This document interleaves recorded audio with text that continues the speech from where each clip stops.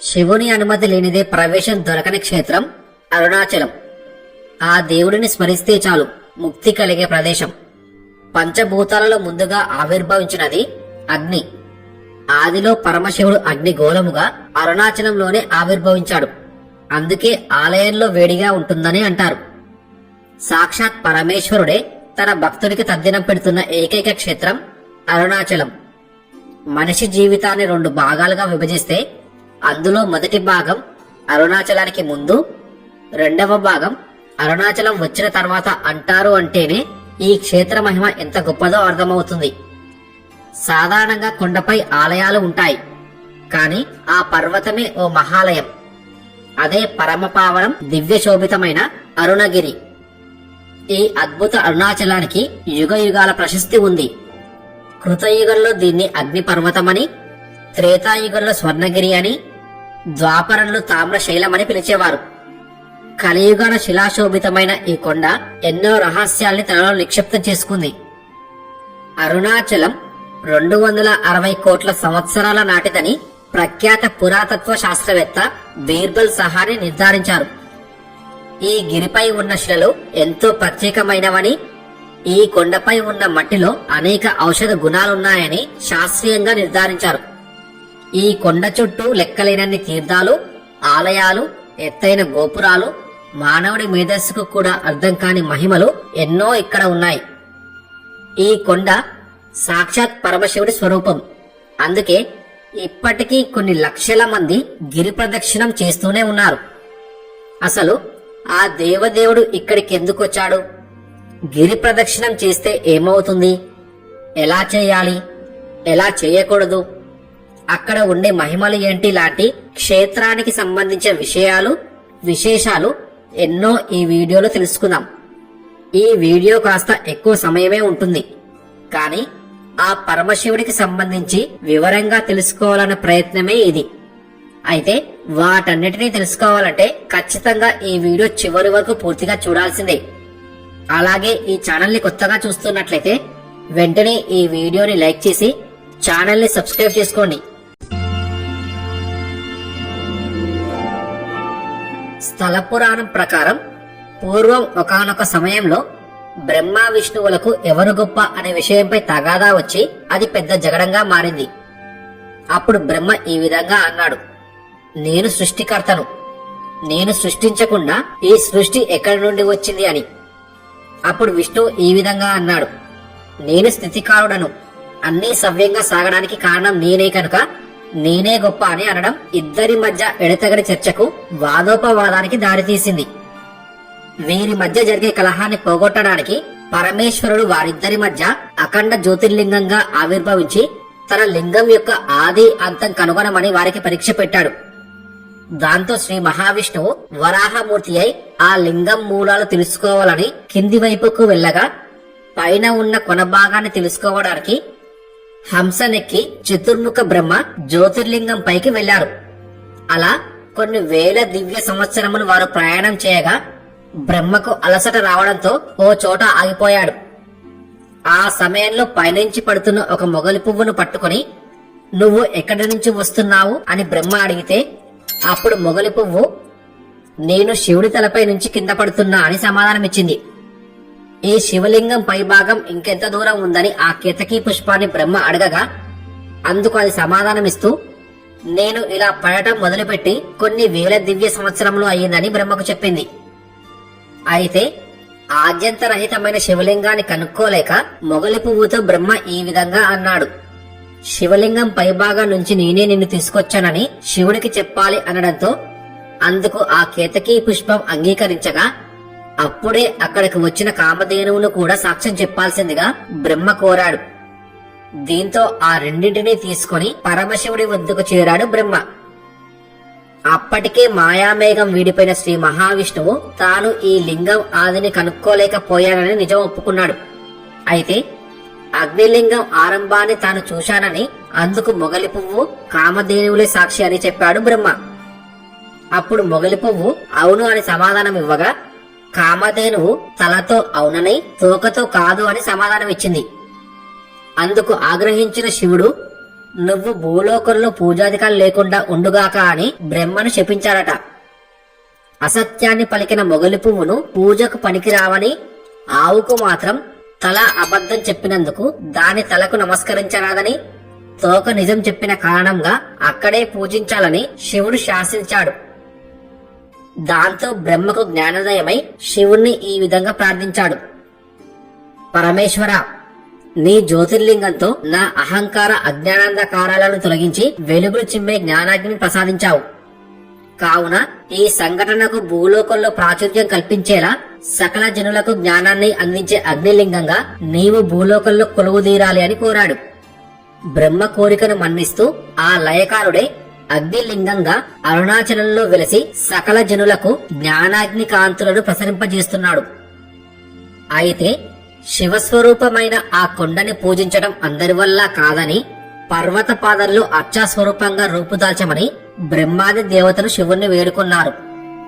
అడిగిన తడవే వరములను ప్రసాదించినటువంటి శ్రీ పరమేశ్వరుడు, నేను కృత, త్రేత, ద్వాపర, కలియుగములయందు ఒక్కొక్క యుగములోను ఆయా యుగ నియమానుసారాలకు అనుగుణంగా ఒక్కొక్క రూపంలో అరుణాచలంలో దర్శనమిచ్చెదను అని వరమిచ్చాడు. అలా శివుడు చిన్న లింగంగా రూపుదాల్చి తరువాత ఆ పర్వతంలో అంతర్ధానమయ్యాడు. అలాగే శివుడి వరము ప్రకారం కృతయుగమునందు నిప్పు కొండగా, త్రేతాయుగమునందు బంగారు కొండగా, ద్వాపర యుగమునందు తామ్రశైల కొండగా దర్శనమిచ్చిన అరుణాచలం కలియుగములో రాతి కొండ రూపంలో దర్శనమిచ్చుచున్నది. యావత్ భూలోకంలో అరుణాచల కొండనే అతిపెద్ద శివలింగము. శివుడు అగ్నిలింగంగా ఆవిర్భవించిన సమయం మాఘకృష్ణ చతుర్దశి అర్ధరాత్రి. ఆ రోజును మహాశివరాత్రి పర్వదినంగా యావత్ భారతదేశం పాటిస్తుంది. ఆ రోజున పగలు రాత్రి అసంఖ్యాకంగా భక్తులు గిరి ప్రదక్షిణ చేస్తారు. రోజంతా అరుణాచలేశ్వరుడికి అభిషేకాలు, అర్చనలు నిరంతరాయంగా జరుగుతాయి. అరుణాచలేశ్వర దేవాలయం శివాజ్ఞ చేత విశ్వకర్మచే నిర్మింపబడిందని, దాని చుట్టూ అరుణమనే పురము నిర్మింపబడిందని పురాణములు తెలుపుతున్నాయి. శివుడు లింగ రూపంలో ఆవిర్భవించిన తరువాత అక్కడ నిర్వహించవలసిన పూజాది కార్యక్రమాలు ఎలా చేయాలనే విషయాన్ని ఆయనే నిర్ణయించి గౌతమ మహర్షిని ఆదేశించారట. అరుణాచలంలో ఏ ఏ సేవలు ఉండాలి, ఏ ఆలయాలు ఉండాలి, ఏ పూజలు చేయాలి అని నిర్ణయం చేసిన వారు గౌతమ మహర్షి. ఈ క్షేత్రానికి కాలభైరవుడు క్షేత్రపాలకుడు. ఈ ఆలయంలో ఉండే ఇప్ప చెట్టునే అరుణాచల స్థల వృక్షంగా చెబుతారు. ప్రధాన ఆలయానికి దక్షిణాన ఆ ఇప్ప చెట్టు ఉంటుంది. ఆ చెట్టు క్రింద ఎంతో మంది యోగులు తపస్సు చేసినట్లు స్థల పురాణం చెబుతోంది. ఈ ఆలయంలో పార్వతీదేవిని అపిత కుచాంబ అని పిలుస్తారు. అంతేకాదు, ఈ క్షేత్రం లోపలికి వెళ్లగానే మొదట సుబ్రహ్మణ్యేశ్వర స్వామి వారి ఆలయం కనబడుతుంది. ప్రధాన ఆలయం లోపలికి వెళ్లే ముందు నందీశ్వరుడి విగ్రహం మహాకాయుడిగా దర్శనమిస్తుంది. ఈ బసవన్నను మొదటి నందీశ్వరునిగా పిలుస్తారు. ఆ నందీశ్వరుని దర్శించుకొని ముందుకు వెళితే అరుణాచలేశ్వరుడు లింగాకారంలో కొలువై ఉంటాడు. ఆలయం వెలుపల ఎటువంటి వాతావరణ పరిస్థితులున్నా గర్భగుడి మాత్రం ఎప్పుడూ చాలా వేడిగా ఉండి అక్కడికి వెళ్లిన వారికి చెమటలు పడుతుంటాయి. ఇదొక వింతగా భక్తులు చెబుతుంటారు. అయితే అరుణాచల దీప దర్శనం కొన్ని కోట్ల జన్మల పుణ్యఫలం. వీటిని అందరము అక్కడికి వెళ్లి దర్శించుకోలేకపోవచ్చు. కనీసం ఇలా వీడియోలలో చూసి వాటి వివరాలు తెలుసుకున్న అనిర్వచనీయమైన అనుభూతి కలుగుతుంది. కార్తీక మాసంలో కృత్తిక నక్షత్రం రోజున శివుడు విష్ణువు మరియు బ్రహ్మల ముందు కాంతి స్తంభంగా కనిపించాడు. కృత్తికా నక్షత్రం వచ్చిన రోజున 2668 అడుగుల ఎత్తైన శ్రీ అరుణాచల గిరిపైన మహాజ్యోతిని ప్రజ్వలింపజేస్తారు. దీనినే కృత్తికా దీపోత్సవం అంటారు. అత్యంత వైభవయుతంగా జరిగే ఈ ఉత్సవం 3000 సంవత్సరాల కన్నా ముందు నుంచే జరుగుతుంది. ఈ ఉత్సవాన్ని 10 రోజులు చేస్తారు. అరుణాచలేశ్వరుడి ఎదురుగా అఖండ దీపం వెలిగించి కొండపై మహాదీపం వెలిగిస్తారు. ఆ సమయంలో అరుణాచలేశ్వరుడు జ్యోతి రూపంలో కొండపై దర్శనమిస్తాడు. మహాదీపం వెలిగించినప్పుడే అర్ధనారీశ్వరుడు దర్శనం కోసం బయటకు వస్తాడు. అతను మిగిలిన రోజుల్లో తన మందిరాన్ని విడిచిపెట్టడు. ఈ జ్యోతిని వెలిగించడానికి ఉపయోగించే ప్రమిద 10 అడుగుల ఎత్తు, 5 అడుగుల చుట్టుకొలత గల రాగితో చేయబడుతుంది. ఇందులో ఒత్తిగా వెలిగించే వస్త్రం 350 మీటర్లతో చేయబడుతుంది.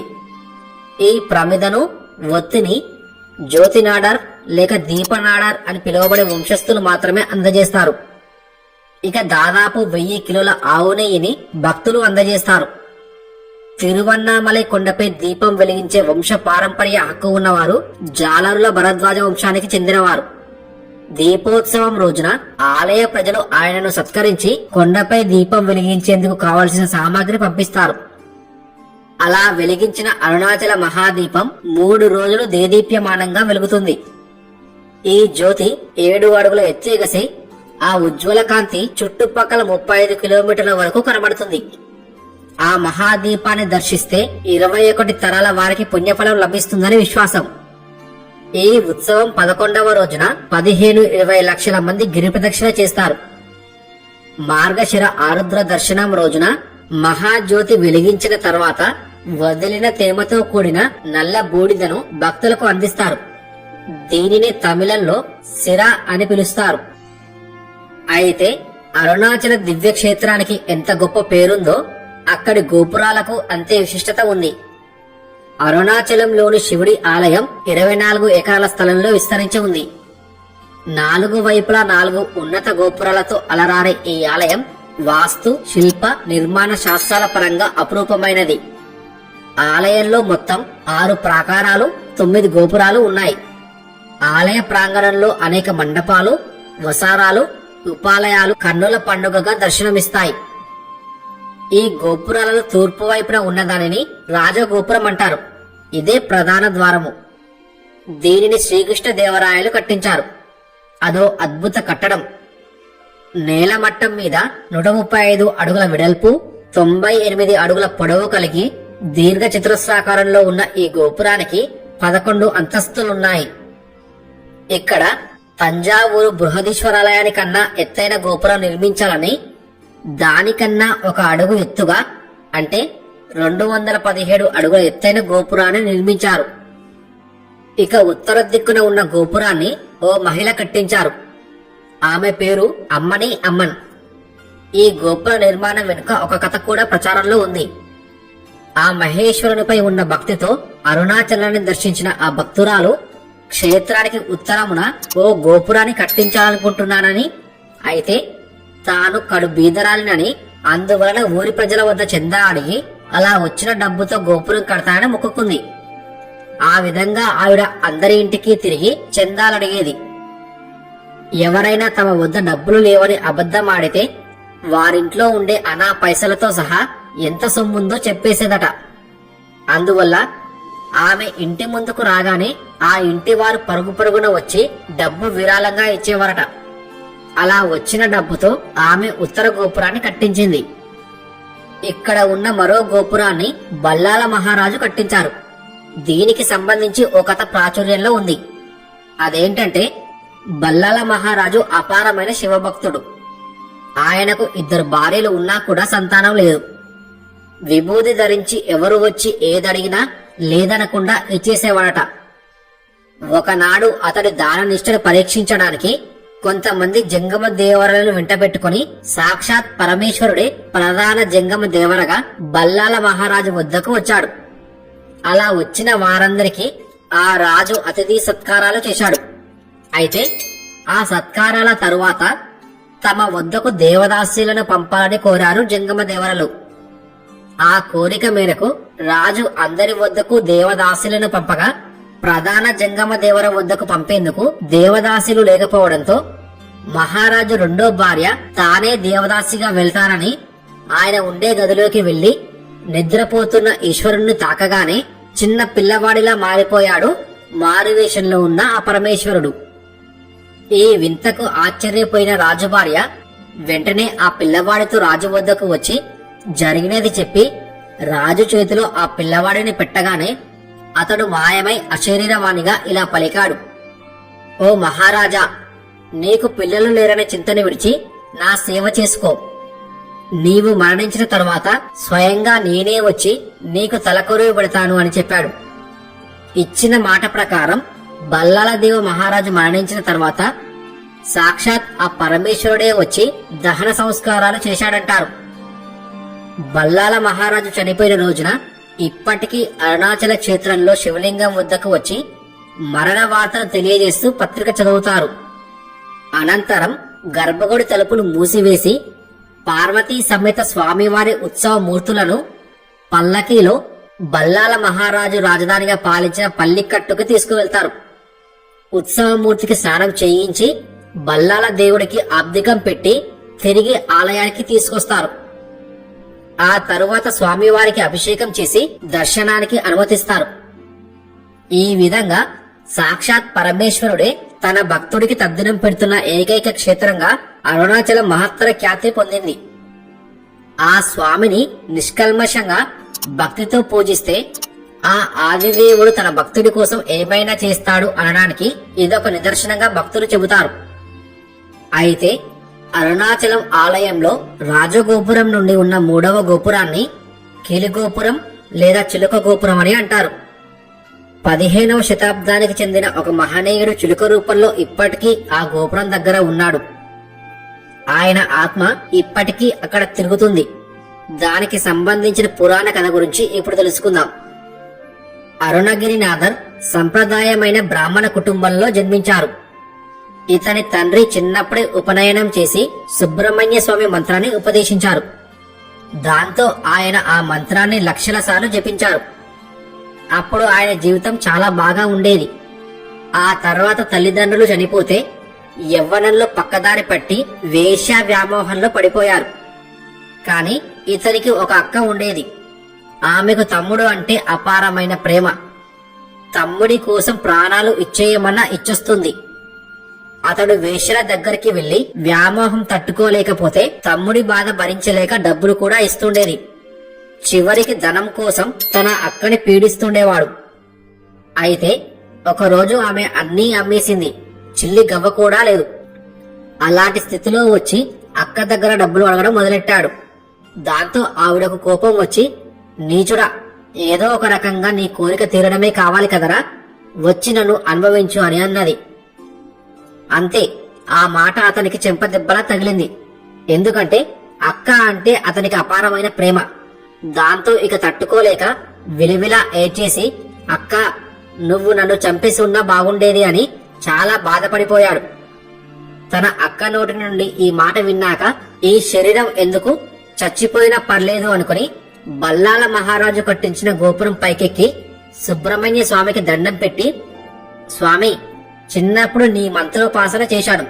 కాని తర్వాత నా దరిద్రపు బుద్ధి పక్కదారి పట్టి శరీరం అపవిత్రమైపోయింది అని చెప్పి వచ్చే జన్మలో నీ పాదాల దగ్గర జన్మంతా పడి ఉండే అదృష్టం ప్రసాదించు అని గోపురం నుండి దూకేశాడు.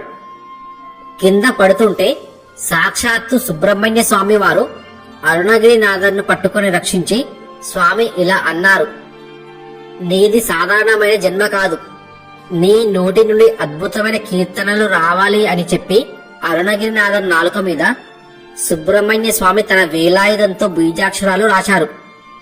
అప్పటి నుండి అతనికి అపారమైన కవిత్వం పెళ్లుబికి స్వామి మీద 16,000 కీర్తనలు చేశారు. ఈ సంఘటనకు గుర్తుగా బల్లాల గోపురం కింద ఒక ఆలయాన్ని నిర్మించారు. దీనిని గోపుర సుబ్రహ్మణ్య ఆలయం అంటారు. సాక్షాత్తు సుబ్రహ్మణ్య స్వామి వారు అరుణగిరినాథర్ను పట్టుకుని రక్షించిన స్థలం ఇదే. అయితే ఆ కాలంలో ఈ ప్రాంతాన్ని ప్రౌఢరాయలు పరిపాలించేవారు. ఈయన దగ్గర సంబంధన్ అనే ఆస్థాన కవి ఉండేవాడు. ప్రౌఢరాయలు అరుణగిరినాథర్ అద్భుతమైన కీర్తనలు తెలుసుకుని ఆయన చేత స్వామివారి మీద కీర్తనలు చేయమని తన ఆస్థాన కవిగా నియమించాడు. అరుణగిరినాథర్ వచ్చిన తర్వాత సంబంధన్ కి మెల్లగా ప్రాముఖ్యత తగ్గింది. అది అతనికి ఈర్ష్య వచ్చేలా చేసింది. ఎలాగైనా అతనిని దెబ్బ కొట్టాలని నిర్ణయించుకున్నాడు.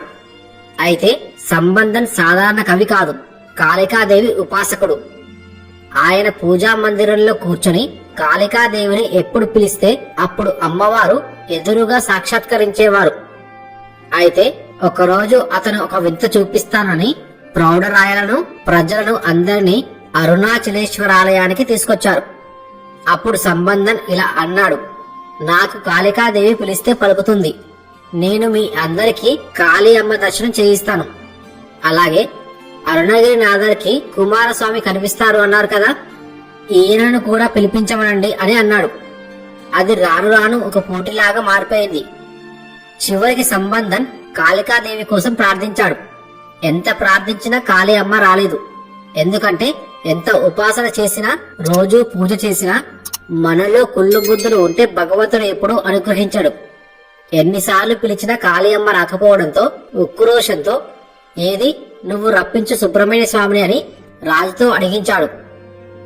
అప్పుడు అరుణగిరినాథర్ ఇలా అన్నాడు, వద్దు మహారాజా, స్వామి ప్రత్యక్షమైతే మనం తట్టుకోలేము, చూడలేము, అందుకే వద్దు అని అన్నాడు. కాని రాజుగారు వినలేదు. సరే అని అప్పటికప్పుడు ఒక కీర్తన పాడేసరికి అక్కడి మండపంలో ఈశాన్య మూల ఉన్న స్తంభంలో సుబ్రహ్మణ్య స్వామి బయటికి వచ్చి ప్రౌఢరాయలకు అరుణగిరినాథర్కు కనిపించారు. ఆ కనిపించిన ఆలయమే స్తంభోద్భవ సుబ్రహ్మణ్యం. ఇది ప్రధాన రాజగోపురం నుండి లోపలికి రాగానే ఎడమ పక్కన ఉంటుంది. ఇప్పటికీ దానిని మనం చూడవచ్చు. అయితే స్వామి ప్రత్యక్షమైతే అందరూ పొంగిపోయారు, ఆయనని పొగిడారు. కాని ప్రౌఢరాయల వారికి చూపుపోయింది. అయ్యో, ఆయన చెప్పినా వినలేదే అని ప్రౌఢరాయల వారు బాధపడ్డారు. కాని సంబంధానికి ఇంకా బుద్ధి రాలేదు. శాస్త్రాలని వెతికితే పైలోకంలో ఒక పుష్పం ఉంది, దాన్ని కాని తీసుకొని వస్తే కనుక ఎలాంటి కళ్ళు పోయిన వారికైనా చూపు వస్తుందని శాస్త్రంలో దొరికింది. అది తీసుకువచ్చి రాజుగారికి వినిపిస్తే ఆయన పొంగిపోయి ఎవరు పైలోకానికి వెళ్లి ఆ పువ్వును తీసుకురాగలరు అని అన్నాడు. ఇంకెవరు? సుబ్రహ్మణ్య స్వామిని కిందకు దించిన అరుణగిరినాథర్ వెళ్ళలేరా? ఆయనను అడగండి అన్నాడు. రాజుగారు అడిగేసరికి అరుణగిరినాథర్ కూడా పాపం నా వల్లే కదా అతని కళ్ళు పోయాయి అని పైకెళ్ళి తీసుకొద్దాం అని బయలుదేరాడు. ఆయనేం చేశాడంటే, 3వ గోపురం కిలిగోపురం అని చెప్పుకున్నాం కదా, ఆ గోపురం పైకెక్కి అక్కడ ఒక గూట్లో తన శరీరాన్ని విడిచిపెట్టి అక్కడ చనిపోయిన ఒక చిలుక ఉంటే దాంట్లో పరకాయ ప్రవేశం చేసి ఎగిరి పైలోకాలకెళ్లి ఆ పుష్పాన్ని తీసుకురావడానికి వెళ్ళాడు. ఈ లోపల సంబంధం ఏం చేశాడంటే, తనకి ఇంకా బుద్ధి రాక ఆయన దేహాన్ని తీసుకెళ్లి దహనం చేశాడు. అంటే ఆయన మళ్లీ వెనక్కి వస్తే మళ్లీ దేహంలోకి తిరిగి రాకుండా చేశాడు. పాపం ఆయన పువ్వును తీసుకుని చిలక రూపంలో కిందకి వచ్చి పువ్విస్తే ప్రౌఢరాయల వారికి పెడితే కళ్ళొచ్చాయి. వెంటనే అరుణగిరినాథర్ వెళ్లి చూసుకుంటే తన దేహం లేదు. అప్పుడు ప్రౌఢరాయల వారికి ఆ విషయం తెలిసి ఆ సంబంధాన్ని శిక్షిస్తాను అంటే, వద్దు రాజా, భగవంతుడు ఇహలోక బంధాన్ని ఈ విధంగా విముక్తి కలిగించాడు. ఆ స్వామివారిని చిలుక పలుకులతో కీర్తిస్తూ ఇక్కడే ఆలయంలో తిరుగుతూ ఉంటాను అని చెప్పి అక్కడే ఉండిపోయాడు. దానికి గుర్తుగా ఇప్పుడు ఆయన ఏ గూట్లో అయితే దేహాన్ని వదిలారో అక్కడ ఒక పెద్ద చిలుక బొమ్మ పెట్టారు. అరుణాచల క్షేత్రంలో ప్రత్యేకంగా చెప్పుకోవాల్సినది, చేయాల్సినది గిరి ప్రదక్షిణ. ప్రదక్షిణలో ప్ర అంటే పాప సంహారం, ద అంటే కామ్యసిద్ధి, క్షి అంటే జన్మరాహిత్యం, న అంటే జ్ఞాన మార్గంలో ముక్తి. తమిళంలో గిరి ప్రదక్షిణను గిరివలం అంటారు. ఈ అరుణాచలం పరమేశ్వరుని జ్యోతిర్లింగ స్వరూపం కావటం వలన దీని చుట్టూ ప్రదక్షిణం చేస్తే సాక్షాత్తు శివునికి ప్రదక్షిణం చేసినట్టే అని భక్తుల విశ్వాసం. అందుకే ఈ కొండకు తూర్పున గల అరుణాచలేశ్వరాలయము కంటే ఈ కొండకే ఎక్కువ ప్రాధాన్యమిస్తారు.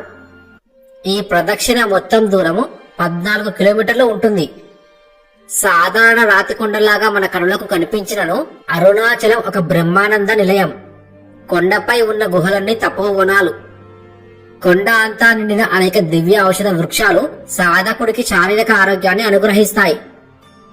ఈనాటికి కోట్లాది సిద్ధ పురుషులు, మహానుభావులు, యోగ పురుషులు ప్రతిరోజు అరుణాచల గిరి ప్రదక్షిణం చేస్తూనే ఉన్నారు.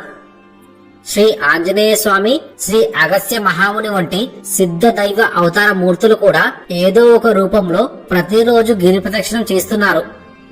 అంతేకాదు, శ్రీ అంగవ మహర్షి తన 10,000 శిష్యగణముతో దట్టగారి ప్రదక్షిణ మార్గంలో అనేక కోటి యుగాలుగా గిరి ప్రదక్షిణం చేస్తూనే ఉన్నారు. అరుణాచల పవిత్ర క్షేత్రపు అద్భుతమైన ఆధ్యాత్మిక ప్రత్యేకత ఏమిటంటే, పగలైనా రాత్రైనా సంధ్యైనా ఎండైనా వానైనా ఎల్లప్పుడూ ఎవరో ఒకరు గిరి ప్రదక్షిణం చేస్తూనే ఉంటారు. గంధర్వులు, దేవతలు, మహర్షులు మరియు శివలోకం విష్ణులోకం వంటి అన్యలోక వాసులు కూడా అరుణాచలంకి వచ్చి భూలోక నియతికి తగినట్లు మానవ రూపం ధరించో లేక ఈగ, చీమ, చిలుక, రంగురంగుల పక్షి, పాము, పశువులు, కుక్క వంటి రూపమును దాల్చి సర్వేశ్వరుని ప్రదక్షిణ చేస్తున్నారు. అందుకే గిరి ప్రదక్షిణం చేసేవారు మనము ఒంటరిగా వెలుచుంటిమే అని చింతయో భయమో పడనవసరం లేదు. అరుణాచలం లోపల దాగి ఉన్న ఆధ్యాత్మిక నిధులు ఎన్నెన్నో.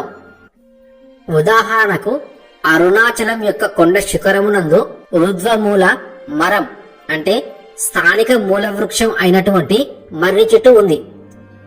దీని వ్రేళ్ల భాగం వంగి పైకి చూచుచు ఆకాశంలో వ్రేలునే ఉండును. ఈ వృక్షము కింద శ్రీ దక్షిణామూర్తి మానవ శరీరం ధరించి ఇప్పటికీ యోగానంద ధ్యానావస్థలో తిరు అరుణగిరి యోగిగా దర్శనం ఇచ్చుచున్నాడు. కాని ఎవరూ సులభంగా వెళ్లి దర్శించడం వీలు కాదు. శ్రీ రమణ మహర్షికే ఆ మర్రి చెట్టు యొక్క ఒకే ఒక్క ఆకును మాత్రమే దర్శించే భాగ్యం కలిగిందంటే మన పరిస్థితి ఏమిటన్నది కాస్త ఆలోచించి చూడండి. ఈ విశ్వంలో అనేక కోటి సూర్యులు కలవు. ఎన్ని కోట్ల సూర్యులు కూడా వారికి అవసరమైన అగ్నిశక్తిని పంచభూత లింగాలలో ఒకటి అయిన అగ్నిలింగంగా కొలువై ఉన్న అరుణాచలం నుండి పొందుచున్నవి. వాటన్నిటికీ శ్రీ సూర్యనారాయణ స్వామి వారి ఆధిపత్యం వహిస్తున్నారు.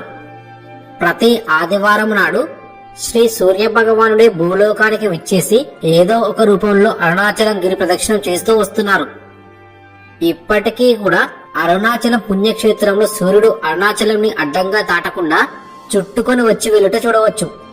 ప్రపంచంలో వేరే ఎక్కడా కూడా చూడవీలేని అద్భుతం ఇది. ఎటువంటి విజ్ఞాన శాస్త్రం కూడా వివరణ ఇవ్వలేని ఒక విచిత్రం ఇది. సూర్యుని పాదములు పడకుండా కిరణాలు నమస్కరించి వెళ్లే అరుణాచలం అని శ్రీ అగస్త్యుని తాళపత్ర గ్రంథాలు పొగిడే అద్భుత దృశ్యాన్ని మీరు కూడా వెళ్లి దర్శించి జన్మ తరింప చేసుకోండి. అంతేకాదు 44 కోణాలున్న శ్రీచక్రాకారం ఉన్నది కనుక దీనిని సుదర్శనగిరి అని కూడా అంటారు. విష్ణు హస్తభూషణమైన చక్రాయుధం గిరి రూపంగా భూమిపై సాకారమైందని విష్ణు భక్తుల నమ్మకం. గౌతముడు, అగస్త్య మహర్షి ఈ గిరిని శోణాచలమన్నారు. జగద్గురువు ఆదిశంకరాచార్యులు ఈ కొండను మేరుగిరి అన్నారు. భగవద్ రామానుజులు అరుణాచలాన్ని మహాసాలగ్రామంగా దర్శించారు. అరుణాచలం అంటే శ్రీకరమైన మహాగిరి అని అర్థం. అరుణగిరి రుణానుబంధాల్ని హరించి వేస్తుందని అరుణాచల మహత్యం చెబుతుంది. ఇక్కడ శివుడు 2668 అడుగుల ఎత్తున పర్వతం మీద, పార్వతీదేవి మరొక పర్వతం మీద నెలకొని ఉంటారు. అగస్తీశ్వర మఠం నుండి గనక ఈ కొండలను చూస్తే అర్ధనారీశ్వరుని దర్శనంలా 2 కొండలు కూడా ఒకే కొండగా కనిపించడం ఒక అద్భుతమని చెప్పుకోవాలి. పర్వతమే శివుడు అనుకుంటే మరి శివుని వాహనం నంది ఎలా ఉండాలి? పక్కనే మరో కొండలాగా ఉండాలి, అవునా? ఖచ్చితంగా ఇక్కడ అలాంటి సన్నివేశమే కనిపిస్తుంది. మామూలుగా నందీశ్వరుడిని చూడాలంటే దగ్గరికి వెళితే ముఖదర్శన భాగ్యం కలుగుతుంది. కానీ ఇక్కడి ప్రత్యేకం ఏమిటంటే మీరు ఆ కొండను నానా ప్రయాసలు పడి ఎక్కితే అక్కడ నంది కనబడదు. కేవలం ఒక ప్రదేశం నుండి మాత్రమే నందిని చూసే భాగ్యం కలుగుతుంది. ఎంత విచిత్రమో కదూ. ఇది రమణాశ్రమానికి 2 కిలోమీటర్ల దూరం వెళ్లిన తర్వాత కుడివైపుకు తిరిగితే రోడ్డుకి మధ్యలో వినాయకుడి గుడి వస్తుంది. అక్కడ నుండి కొండను చూస్తే నందిలాగా కనిపిస్తుంది. ఎవరిని నమ్మినా నమ్మకపోయినా సాక్షాత్తు పర్వతాన్ని శివునిగా భావించే మనకు ఇంకొక పర్వత రూపంలో నందీశ్వరుడు కనిపించడం అద్భుతమే. 14 కిలోమీటర్ల ప్రదక్షిణ మార్గంలో గిరి చుట్టూ అనేక ఆలయాలు, ఆశ్రమాలు, బృందావనాలు దర్శనమిస్తాయి. ఈ క్షేత్రంలో ప్రతి శిల శివలింగమే. ఈ క్షేత్రంలో తీసుకున్న ఆహారం, నీరు అమృతమే. ఈ క్షేత్రములో ఏమి మాట్లాడుకున్నా శివస్తోత్రమే. ఈ క్షేత్రంలో ఏ కర్మ చేసినా అది శివ పూజయే. గిరి ప్రదక్షిణ చేస్తే మొత్తం సృష్టిని చుట్టి వచ్చినట్లే. గిరి చుట్టూ ఉన్న 24 మైళ్ళలోపు ఎక్కడ మరణించినా వారికి ముక్తి కలుగుతుంది. అయితే గిరిని ప్రదక్షిణం చేయడానికి వేసే మొదటి అడుగుతోనే ముల్లోకాలు చుట్టి వచ్చిన పుణ్యఫలం లభిస్తుంది. 2వ అడుగులో పవిత్ర తీర్థాలలో స్నానం చేసిన పుణ్యఫలం లభిస్తుంది. 3వ అడుగు వేయగానే అశ్వమేధ యాగం చేసిన పుణ్యం లభిస్తుంది. 4వ అడుగు వేయగానే అష్టాంగ యోగం చేసిన ఫలితం లభిస్తుంది. అయితే గిరి ప్రదక్షిణ చేసేటప్పుడు వేసే ప్రతి ఒక్క అడుగుకి కూడా కొండ శిఖరాన్ని చూస్తూ చేస్తే చాలా మంచిది. అందుకే గిరి ప్రదక్షిణము ఒక నిండు మాసాల గర్భిణీ స్త్రీ నడిచి వెళ్ళినట్లుగా అడుగులో అడుగు వేస్తూ కొండని దర్శించుకుంటూ ప్రదక్షిణ చెయ్యాలని పెద్దలు అంటారు. ఆ విధంగా ఒక్కొక్క అడుగుకి ఒక్కొక్క దర్శనం కలదు. దర్శనము ఒకటే అయినప్పటికీ కూడా పగలు, రాత్రి, రోజు, వారము, నక్షత్రము, శుభ సమయము, తిథి వంటి వేర్వేరు నియమాలకు తగినట్లుగా వేర్వేరు ప్రతిఫలాలను వివిధ రకాలుగా ఇవ్వగలదు. అంటే ఒక నిర్దిష్ట స్థలము నుండి మనకు లభించే దర్శనము కూడా ఎప్పుడూ ఒకే రకంగా ఉండదు. మనం నిశ్చలంగా ఒకే చోట నిలబడి ఉన్నా కూడా గ్రహాలు, నక్షత్రములు, చంద్ర సూర్యులు వారి స్థితిగతులను మార్చుకుంటూనే ఉన్నందున ఒకే చోట నిలిచి ఉండి పొందే దర్శన ఫలితములు కూడా మారుతూ ఉంటాయి. అందుకే ఒకే చోట లభించే దర్శనములకు వేర్వేరు పేరులా అనే అనుమానం వద్దు. ఇప్పుడు అర్థమవుతున్నదా అరుణాచల స్వామివారి మహత్యం?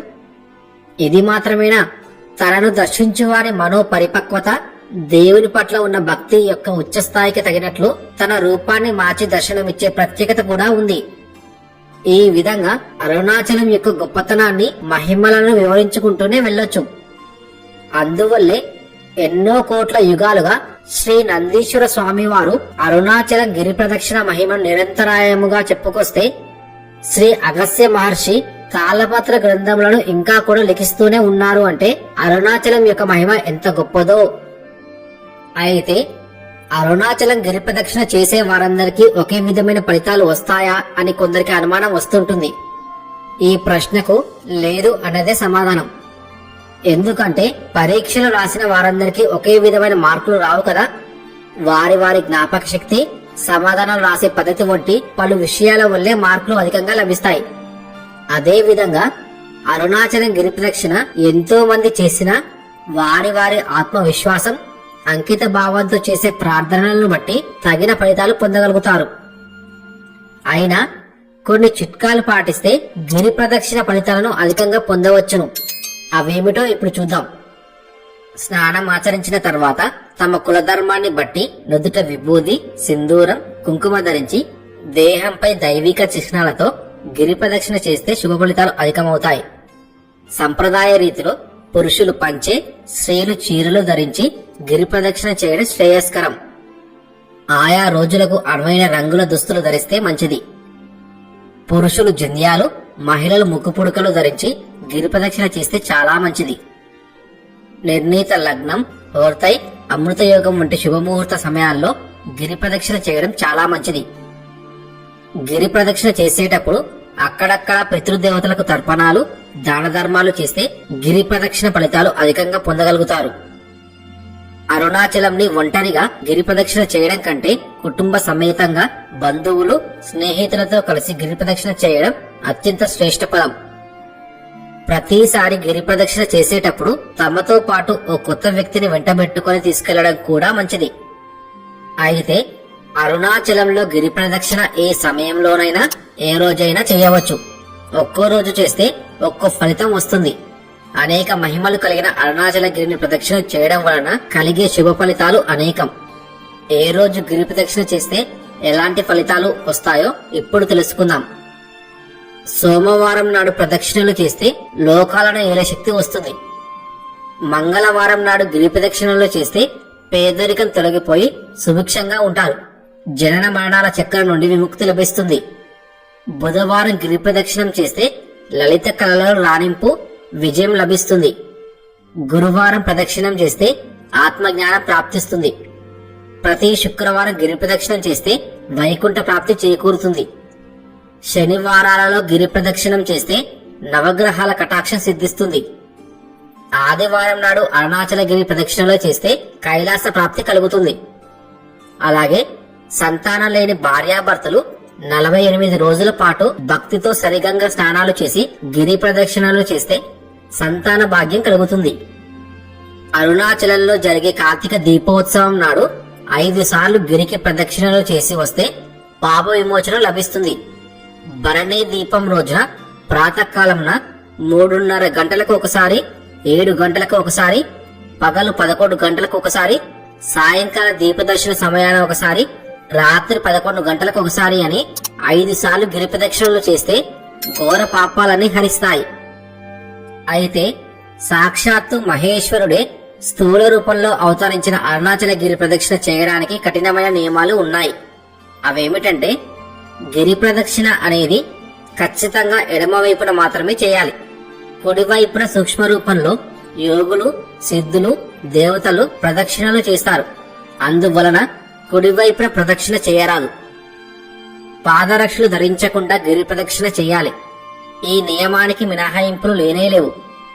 అరుణాచలం అంతటా కోటాను కోట్ల సంఖ్యలో లింగాలు సూక్ష్మ రూపంలో ఉన్నాయి కనుక అంతటి పవిత్రమైన మార్గంలో ఎట్టి పరిస్థితులలోనూ పాదరక్షలు ధరించకుండా గిరి ప్రదక్షిణ చేయడమే మంచిది. తప్పని పరిస్థితుల్లో సాక్సులు వేసుకోవచ్చు. వాహనాలతో గిరి ప్రదక్షిణ చేయరాదు. ముసలి వాళ్ళు, అనారోగ్యంతో బాధపడుతున్న వారు తమ శక్తిని బట్టి నెమ్మదిగా నడిచి అక్కడక్కడ విశ్రాంతి తీసుకుంటూ గిరి ప్రదక్షిణ చేయాలి. నడవలేని స్థితిలో ఉన్నవారు గిరి ప్రదక్షిణ చేయకుండా ఉన్న చోటు నుండి సాష్టాంగంగా నమస్కరిస్తే చాలు. అయితే నడవలేని వారు ఆటోలలో కొండ చుట్టూ ప్రదక్షిణగా అక్కడున్న దేవాలయాన్ని దర్శిస్తున్నారు. గిరి ప్రదక్షిణ మాట్లాడకుండా చెయ్యాలి. భగవన్నామ స్మరణ చేసుకుంటూ గిరి ప్రదక్షిణ చేయాలి. అనవసర మాటలు మాట్లాడకూడదు. దైవనామాన్ని పఠిస్తూ నెమ్మదిగా గిరి ప్రదక్షిణ చేయాలి. అరుణాచల శివ, అరుణాచల శివ అనే దైవనామాన్ని జపిస్తూ గిరి ప్రదక్షిణ చేయడం చాలా మంచిది. మొక్కుబడులు తీర్చుకోదలిచిన వారు మాత్రమే అరుణాచలం శిఖరాగ్రాన్ని చేరుకోవచ్చు. కార్తీక దీపం రోజున పర్వతం పైకెక్కి నెయ్యితో ప్రార్థన చేసి వెంటనే కిందకు దిగాలి. కొండపై నుండి టైంపాస్ చేస్తూ చూడకూడదు. మొక్కుబడులు లేని వారు అకారణంగా కొండెక్కరాదు. పాప చింతనలు కలిగిన వారు పర్వతం పైకి ఎక్కకూడదు. గిరి ప్రదక్షిణ చేసేటప్పుడు దారిలో ఉన్న తీర్థాలు, నందులు, అష్టలింగాలు, ముఖ్యమైన దర్శన ప్రాంతాల వద్ద సాష్టాంగ నమస్కారాలు ఆచరించాలి. ఒంటిపై మట్టి అలముకుంటుందన్న తలంపు ఎట్టి పరిస్థితులలోనూ ఉండకూడదు. ఎందుకంటే సిద్ధులు, మహర్షులు పాదాలు మోపిన పవిత్ర స్థలమన్న భావనతోని సాష్టాంగ నమస్కారాలు చేయాలి. గిరి ప్రదక్షిణ చేసేటప్పుడు దారిలో ఎదురయ్యే నిరుపేదలకు, పశువులు, శునకాలు వంటి జంతువులకు ఆహార పదార్థాలను దానం చేస్తే మంచిది. గిరి ప్రదక్షిణకు వెళ్లేవారు ముందుగానే వారి వెంట పండ్లు, బిస్కెట్లు, రొట్టెలు తదితర ఆహార పొట్లాలను తీసుకెళ్లడం మంచిది. ప్రదక్షిణ మొదలుపెట్టే ముందు గాని మధ్యలో గాని ఎక్కువ ఆహారం తీసుకుని మొదలు పెట్టవద్దు. భుక్తాయాసం వలన అడుగులు ముందుకు పడవు. ఖాళీ కడుపుతో చేసే గిరి ప్రదక్షిణ వేగవంతంగా ఉంటుంది. సమూహంగా గిరి ప్రదక్షిణ చేసే కంటే ఏకాంతంగా చేసే గిరి ప్రదక్షిణ చాలా ప్రశాంతంగా, అద్భుతంగా ఉంటుంది. గిరి ప్రదక్షిణ చేసే సందర్భంలో ఎక్కువసార్లు కూర్చోవడం వలన నరాలు పట్టి నడక వేగం తగ్గిపోతుంది. కాబట్టి ఎక్కువసేపు కూర్చోకుండా నిలబడి గాని, తప్పనిసరి పరిస్థితుల్లో బెంచిపై పడుకోండి. బరువు ఎక్కువగా ఉన్న వాటిని, సంచులు, బ్యాగులు లాంటివి మీ కూడా తీసుకువెళ్ళకండి. ఉదయం పూట గిరి ప్రదక్షిణం చేయడం చాలా కష్టం. ఉదయం 9 లోపు ముగించడం మంచిది. గిరి ప్రదక్షిణం పౌర్ణమి రోజు ఎక్కువ మంది చేస్తారు. అలాగే ప్రదక్షిణకు వెళ్లేటప్పుడు మీరు చిల్లర తీసుకువెళ్లడం మర్చిపోవద్దు. అయితే ఒక్కో రోజు గిరి ప్రదక్షిణకు వెళ్లేవారు ఆ రోజుకు సంబంధించి ఏ రంగు బట్టలు ధరించాలో తెలుసుకుని ఆ రంగు దుస్తులు ధరించి గిరి ప్రదక్షిణ చేసి మరిన్ని ఫలితాలను పొందవచ్చు. ఆయా రోజులకు అనువైన రంగు కలిగిన బట్టలను నిరుపేదలకు దానం చేస్తే మరీ మంచిది. ఆదివారం రోజు నారింజ రంగు బట్టలు, సోమవారం రోజు తెలుపు మరియు ఎరుపు రంగు బట్టలు, మంగళవారం రోజు ఎరుపు రంగు బట్టలు, బుధవారం రోజు పచ్చ రంగు బట్టలు, గురువారం రోజు పసుపు రంగు బట్టలు, శుక్రవారం రోజు లేత నీలం రంగు బట్టలు, శనివారం రోజు నలుపు లేదా నీలం రంగు బట్టలు ధరించినా దానం చేసినా చాలా మంచిది.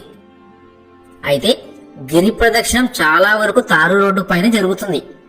ఈ మధ్యకాలంలో గిరి ప్రదక్షిణం చేయడానికి వీలుగా రోడ్డు పక్కన కాలిబాట కూడా వేశారు.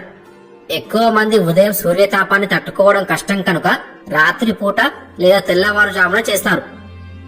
ప్రదక్షిణం అంటే ఎక్కడ నుంచి మొదలు పెట్టామో తిరిగి అక్కడితో ముగించాలి. కొందరు రమణాశ్రమం నుంచి మొదలు పెడతారు. చాలా మంది దేవాలయంలో నమస్కరించి అక్కడ నుంచి మొదలు పెడతారు. ప్రదక్షిణ మొత్తం మంచినీళ్లు, టాయిలెట్స్ అందుబాటులో ఉంటాయి. అయితే గిరి ప్రదక్షిణ చేసేటప్పుడు ఏ ఆలయాలు మనకు కనబడతాయి, వాటిని దర్శిస్తే ఎలాంటి ఫలితాలు ఉంటాయో ఇప్పుడు తెలుసుకుందాం. ముందుగా రాజగోపురం దగ్గరలో కర్పూరం వెలిగించి ప్రదక్షిణ మొదలు పెడతారు. అక్కడి నుండి ఒక 100 మీటర్లు నడవగానే మొదటగా ఇంద్రలింగం వస్తుంది. అక్కడి నుండి 2 కిలోమీటర్లు నడిస్తే అగ్నిలింగం కనబడుతుంది. అగ్నిలింగం దేవాలయం ఆగ్నేయ దిక్కున, అంటే రోడ్డుకు కుడివైపుకు ఉంటుంది. దీనిని అగ్నిదేవుడు ప్రతిష్ఠించాడు. ఈ లింగాన్ని పూజించడం వలన దీర్ఘ వ్యాధులు మరియు సమస్యల్ని ఎదుర్కొనే ధైర్యాన్ని పొందుతారట. తర్వాత మనకు కొద్ది దూరంలోనే రమణ ఆశ్రమం కనబడుతుంది. రమణ ఆశ్రమం రాజగోపురం నుండి 2.5 కిలోమీటర్ల దూరం ఉంటుంది. ఇది కూడా రోడ్డుకు కుడివైపుకు ఉంటుంది. తర్వాత 1.5 కిలోమీటర్ నడిస్తే మనకు కనబడేది యమలింగం. యమలింగం అరుణాచలగిరికి దక్షిణ దిక్కున ఉంటుంది. దీనిని ప్రతిష్ఠించింది యమధర్మరాజు. ఈ లింగాన్ని పూజించడం వలన దీర్ఘాయువుతో పాటు ఆర్థిక ఇబ్బందులు తొలగిపోతాయట. అయితే ఎముకలు అరిగిపోయిన వారు యమలింగం దగ్గర ఇచ్చే విభూతి ఔషధంగా తీసుకుంటే దాని ఫలితం అమోఘం అని చెబుతారు. యమలింగం నుండి 1.6 కిలోమీటర్లు నడిస్తే మనకు నైరుతి లింగం కనబడుతుంది. నైరుతి లింగం అరుణాచలగిరికి నైరుతి దిక్కున ఉంటుంది. ఈ లింగాన్ని పూజించటం వలన ప్రతికూల శక్తుల చెడు ప్రభావాల నుండి బయటపడతారట. నైరుతి లింగం దగ్గర మంత్ర సాధన చేసుకునేవారు ఖచ్చితంగా అక్కడ జపం చేసుకుంటే 1000 రెట్ల ఫలితం ఉంటుంది. ఏ మంత్రము లేని వారు పంచాక్షరి మంత్రాన్ని జపించుకోవచ్చు. ఇక్కడి నుండి కొద్ది దూరం వెళ్ళాక నందిముఖ దర్శనం అని ఒక బోర్డు ఉంటుంది. అక్కడి నుండి కొండను చూస్తే మనకు ఒక పెద్ద నంది కనబడుతుంది. అలా కాస్త దూరం నడిస్తే సూర్యలింగం కనబడుతుంది. ఇది అష్టలింగాలకు సంబంధించినది కాదు. దీనిని సూర్య భగవానుడు ప్రతిష్ఠించాడు. ఇక్కడి నుండి 700 మీటర్లు నడిస్తే వరుణలింగం వస్తుంది. వరుణలింగం అరుణాచలగిరికి పడమర దిక్కున ఉంటుంది. ఈ లింగాన్ని వరుణదేవుడు ప్రతిష్ఠించాడు. ఈ లింగాన్ని పూజించడం వలన నీటికి సంబంధించిన వ్యాధుల నుండి రక్షణ కలుగుతుందట. తర్వాత మనకు కనబడే దేవాలయం ఆది అన్నామలై ఆలయం. గిరి ప్రదక్షిణలో ఈ ఆలయాన్ని తప్పకుండా దర్శించండి. అరుణాచలంలో మొట్టమొదటి ఆలయం ఇది. ఇక్కడ నుండి కొండను చూస్తే గణపతి ముఖంలాగా కనబడుతుంది. రాజగోపురం నుండి 9.5 కిలోమీటర్లు వచ్చాక వాయులింగం వస్తుంది. వాయులింగం అరుణాచలగిరికి వాయువ్య దిక్కున ఉంటుంది. ఈ లింగాన్ని వాయుదేవుడు ప్రతిష్ఠించాడు. ఈ లింగాన్ని పూజించడం వలన గుండె జబ్బులు, ఉదరకోశ జబ్బులు, ఊపిరితిత్తుల సమస్యలు మరియు సాధారణ ఆరోగ్య సమస్యల నుండి ఉపశమనం లభిస్తుందట.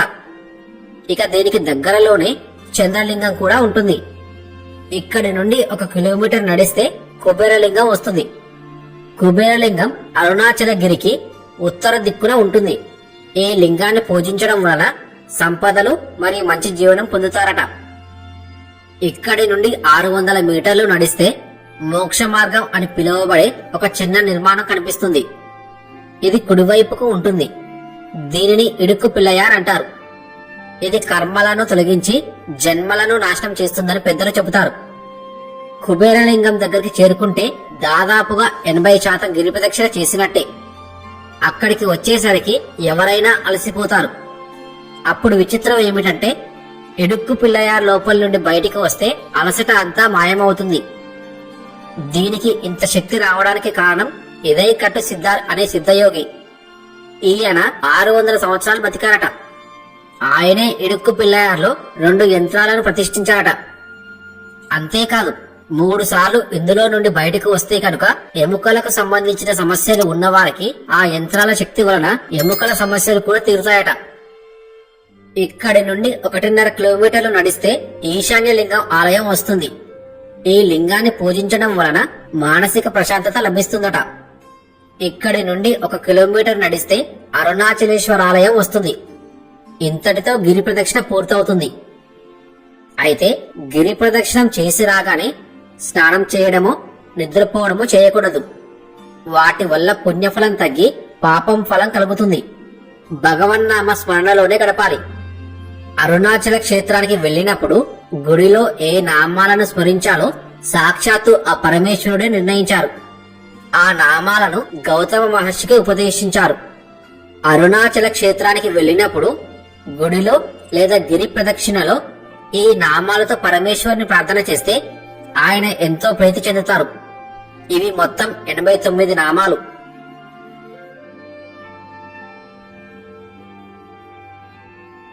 అరుణాచలం పేరు వినగానే అక్కడున్న పరమశివుడు, గిరి ప్రదక్షిణ, కార్తీక దీపం, రమణులు ఈ 4 మనకు గుర్తుకు వస్తాయి.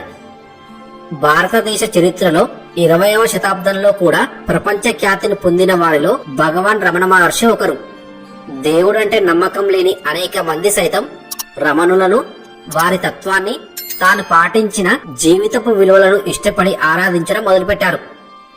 గిరి ప్రదక్షిణకు ఇంతటి వైభవం ఏర్పడటానికి కారణమైన అద్వైత గురువు భగవాన్ రమణ మహర్షి. అరుణాచల ప్రదక్షిణం సాక్షాత్తు కైలాసాన కొలువైన శివపార్వతులకు చేసే ప్రదక్షిణతో సమానమైన ఫలితం ఇస్తుందని ఆయన పదే పదే చెప్పేవారు. 54 సంవత్సరాల పాటు అరుణాచలాన్ని తన ఆవాసంగా చేసుకున్న మహర్షి ఈ క్షేత్రాన్ని ఇల కైలాసంగా అభివర్ణించారు. భగవాన్ శ్రీరమణులు తమిళనాడు రాష్ట్రంలోని మదురై జిల్లాలోని తిరుచులిలో 1879 డిసెంబర్ 30వ తేదీ ఆరుద్ర దర్శనమైనటువంటి పునర్వసు నక్షత్రం నాడు అలగమ్మాల్ సుందరేశం అయ్యర్లు అనే బ్రాహ్మణ దంపతులకు జన్మించారు. తల్లిదండ్రులు పెట్టిన పేరు వెంకట్రామన్ అయ్యర్. అయితే 16 ఏళ్ల వయసులో అరుణాచలం అన్న పేరు చెవిన పడగానే వెంకటరామన్ మనసులో ఏదో స్ఫురించింది. తనకి ఆ అరుణగిరికి ఏదో అవినాభావ సంబంధం ఉన్నట్లు అనిపించి వెంటనే అరుణాచలం వెళ్లిపోయారు. అరుణాచలం ఆలయంలోకి అడుగు పెట్టగానే పరుగెత్తుకుని వెళ్లి ఆ స్వయంభులింగాన్ని ఆలింగన చేసుకున్నారు. ఆనంద పారవశ్యంతో కన్నీటి పర్యంతం అయ్యారు. అలా ఆలయంలో శివదర్శనం అనంతరం ఆ బాలుడు తన శరీరంపై వస్తువులు విసర్జించి కౌపీనదారి అయి ఆలయ వెనుక భాగంలో నిశ్చలంగా కూర్చొని తపస్సు చేశాడు. ఊళ్ళోకి వచ్చిన కొత్తలో బ్రాహ్మణ స్వామిగా పిలువబడే కాలంలో వారి తొలి స్థావరం పెద్ద ఆలయమే. 1000 స్తంభాల మండపంలో కొద్ది వారాలుండి చుట్టుపక్కల సందడి కోలాహలం వద్దని ఆలయ పరిసరాలలోని పాతాళ లింగం గుహకు చేరుకున్నారు. ఆయన్ను అస్తమానం కుడుతూ ఉండే చీమల్ని కూడా పట్టించుకునేవాడు కాదు. సూర్యరశ్మి చొరకాని ఈ గుహలో ఎన్నో నెలలు సమాధి స్థితిలో ఉండిపోయారు. జుట్టు అట్టలు కట్టి తన శరీరాన్ని చీమలు, చెదపురుగులు తినేస్తున్న లెక్క చేయకుండా కనీసం స్పర్శ జ్ఞానం కూడా లేకుండా తపస్సు చేస్తున్నప్పుడు మరో కర్మయోగి శేషాద్రి స్వామి వారు గమనించి పాతాళ లింగం లోపల ఒక బాలస్వామి తపస్సు చేస్తున్నాడు, వారిని బయటకు తీసుకురమ్మని అక్కడున్న వారితో చెప్పారు. అక్కడున్నవారు బయటకు తీసుకునేలాగా తొడలు రక్త ముద్దలై ఒంటి మీద గుడ్డ లేకుండా వీపు చెదపురుగులతో నిండి ఉంది. అప్పుడు కొందరు భక్తులు ఆయనకు స్నానపానాలు అమర్చి గురుమూర్తమనే మఠంలో ఉద్దండ నాయనార్, అన్నామలై తంబిరాన్ అనే సాధువులు సంరక్షించారు. తర్వాత రమణ మహర్షి విరూపాక్ష గుహలో సుదీర్ఘంగా 17 సంవత్సరాలున్నారు. ఉడుతలు, కోతులు వచ్చి వారి చేతి నుంచి ఆహారాన్ని స్వీకరించేవి. ఇలాంటి అద్భుత దృశ్యాలెన్నో ఎన్నెన్నో. అయితే ఒకరోజు కావ్యకంఠ గణపతి మునిగా పేరుగాంచిన తెలుగు వేద పండితుడు అయ్యల సోమయాజుల గణపతి శాస్త్రి ఆయనను దర్శించాడు. ఆయనకు శృతులు, శాస్త్రాలు, తంత్రం, యోగ శాస్త్రం, ఆగమ శాస్త్రం లాంటి ఎన్నో విషయాలు తెలిసినా తనలోని భగవంతుని దర్శించడం కోసం 1907లో రమణులను చూడడానికి వచ్చాడు. ఆత్మ విచారణలో ఆయన నుండి ఉపదేశాన్ని అందుకున్న గణపతి ముని ఆయనను భగవాన్ రమణ మహర్షిగా పిలిచాడు. అప్పటి నుంచి ఆయనకు అదే పేరు సార్థకమైంది. 1950వ సంవత్సరం ఏప్రిల్ 14వ తేదీన రాత్రి 8:47 శ్రీ రమణ మహర్షి దేహాన్ని వదిలేసినప్పుడు ఒక నక్షత్రం గిరిశిఖరం మీదుగా అంతరిక్షంలో అదృశ్యమైంది. రమణ మహర్షి 1896 సెప్టెంబర్ 1న అరుణాచలం వచ్చినప్పటి నుంచి ఏప్రిల్ 14, 1950లో మహానిర్వాణం వరకు సుమారు 54 సంవత్సరాల పాటు వారికి అత్యంత ప్రియమైన అరుణగిరి పొలిమేర దాటిపోలేదు. రమణ ఆశ్రమం రమణ మహర్షి నివాస స్థలంలో నిర్మితమైన ఆధ్యాత్మిక కేంద్రం. రమణ ఆశ్రమం అరుణాచలేశ్వర ఆలయానికి 2.5 కిలోమీటర్ల దూరంలో ఉన్నది. ఈ ఆశ్రమంలో స్థానికుల కంటే విదేశీయులు ఎక్కువగా కనిపిస్తారు. ఇక్కడ కోతులు, నెమళ్లు స్వేచ్ఛగా తిరుగుతుంటాయి. సాయంత్రం పూట రమణ మహర్షి సమాధి వద్ద భక్తులు చేసే ప్రత్యేక ప్రార్థన చాలా బాగుంటుంది. రమణాశ్రమంలో లక్ష్మి అని పిలువబడే ఆవు సమాధి, కాకి సమాధి, శునకం యొక్క సమాధిని కూడా చూడవచ్చు. ఇవన్నీ వరుసగా ఉంటాయి. అరుణాచలంలో మీరు గిరి ప్రదక్షిణం చేయడానికి వెళ్తున్నట్లయితే లేదా పౌర్ణమి సమయంలో అరుణాచలం వెళ్లాలనుకుంటే ఒక నెల రోజులు లేదా 15 రోజులు ముందుగానే రూమ్స్ బుక్ చేసుకోవడం మంచిది. పౌర్ణమి సమయంలో భక్తుల రద్దీ అధికంగా ఉంటుంది. రమణాశ్రమంలో మీకు రూమ్స్ ఫ్రీగా ఇస్తారు. కాకపోతే మీరు 1 నెల 2 నెలల ముందే వారికి మెయిల్ చేయాలి. రూమ్స్ ఖాళీగా ఉంటే ఇస్తారు. రమణ ఆశ్రమానికి కూతవేటు దూరంలో శేషాద్రి స్వామిగల్ ఆశ్రమం ఉన్నది. ఇక్కడ శేషాద్రి స్వామి సమాధి ఉంది. 15 రోజులు ముందుగానే ఇక్కడ రూమ్ బుక్ చేసుకోవాలి. ఇక్కడ ఉండడానికి వసతి సదుపాయం నామమాత్ర ధరలతో ఉంటుంది. నార్మల్ రూమ్స్, ఏసీ రూమ్స్ కూడా ఉంటాయి. శివ సన్నిధి ఆశ్రమం కూడా ఆంధ్ర వాళ్ళదే. రూమ్స్ బాగుంటాయి. రమణాశ్రమం దగ్గరలోనే ఉంది. ఇంకా ప్రైవేట్ హోటల్స్ చాలానే ఉన్నాయి. కానీ అరుణాచలం వెళ్లే ముందు ప్లాన్ చేసుకుని వెళ్ళండి. ఇక అరుణాచలం వెళ్లడానికి హైదరాబాద్ నుండి 700 కిలోమీటర్లు, విజయవాడ నుండి 640 కిలోమీటర్లు, వైజాగ్ నుండి 980 కిలోమీటర్లు, తిరుపతి నుండి 190 కిలోమీటర్లు, చెన్నై నుండి 195 కిలోమీటర్ల దూరం ఉంటుంది. అరుణాచలంకి దగ్గరలో ఉన్న విమానాశ్రయం చెన్నై విమానాశ్రయం. ఇక్కడి నుండి క్యాబ్, ప్రైవేట్ వాహనాల ద్వారా ఈ అరుణాచల క్షేత్రానికి సులభంగా చేరుకోవచ్చు. అరుణాచల క్షేత్రానికి దగ్గరలో ఉన్న railway station Tiruvannamalai railway station. ఇది దేవాలయానికి 1 కిలోమీటర్ దూరంలో కేవలం 5 నుంచి 10 నిమిషాలలో చేరుకునే విధంగా ఉంటుంది. స్టేషన్ లో దిగి ఆటోల ద్వారా ఆలయానికి చేరుకోవచ్చు. అరుణాచల క్షేత్రానికి సమీప పట్టణాల నుండి, నగరాల నుండి ప్రభుత్వ బస్సులు ఉన్నాయి. పండుగలు మరియు వేడుకల సమయంలో అధిక సంఖ్యలో భక్తులు వస్తుంటారు కనుక అప్పుడు ఎక్కువ సంఖ్యలో బస్సులు నడుపుతారు. చెన్నై నుంచి బస్సు మరియు ట్రైన్ సౌకర్యం ఉంది. చెన్నైలోని కోయంబేడు బస్టాండ్ నుంచి అరుణాచలం చేరడానికి 4-5 గంటల సమయం పడుతుంది. అయితే కోరికలు దగ్ధం చేసే అరుణాచలంలో శారీరక కోరికలను తీర్చుకోకూడదు. మోక్షానికి దగ్గర కావడానికి వీలైతే అన్నదానం చేయాలని అంటారు. అరుణాచల క్షేత్రంలో ఎవరినీ దూషించకూడదు. అక్కడ శివపార్వతులు సిద్ధుల రూపంలో, సాధారణ రూపంలో మన మధ్యలోనే ఉంటారు. తప్పదు కాబట్టి బస చేసిన హోటల్ రూమ్ లో తప్ప అరుణాచల క్షేత్రంలో ఎక్కడా ఉమ్మివేయకండి. మూత్ర మల విసర్జన చేయకూడదు. అరుణాచలం సాక్షాత్తు శివుడు ప్రత్యక్షంగా సంచరించే గొప్ప క్షేత్రం. ఆయనకు అసౌకర్యం కలిగించకూడదు. సాధారణ పుణ్యక్షేత్రంలా కేవలం దర్శనం నిమిత్తం అరుణాచలం వెళ్లకూడదు.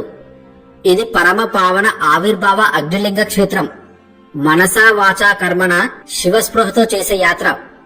ఒక్కసారి అర్హతతో కూడిన అరుణాచల దర్శనం చేయగలిగితే ఇక మరొక జన్మ ఉండదు. అయితే మిత్రులారా, అరుణాచలం మీరు వెళ్లారా లేదా, వెళ్తే మీ అనుభవం ఎలా ఉందనేది ఖచ్చితంగా కామెంట్ చేసి చెప్పండి. ఎందుకంటే మీరు పెట్టే కామెంట్ల వల్ల ఆ దేవుడి గురించి చాలా మందికి తెలుస్తుంది.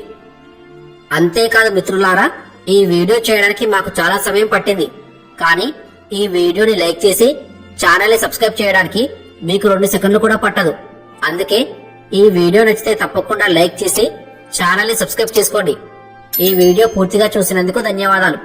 ఓం నమః శివాయ.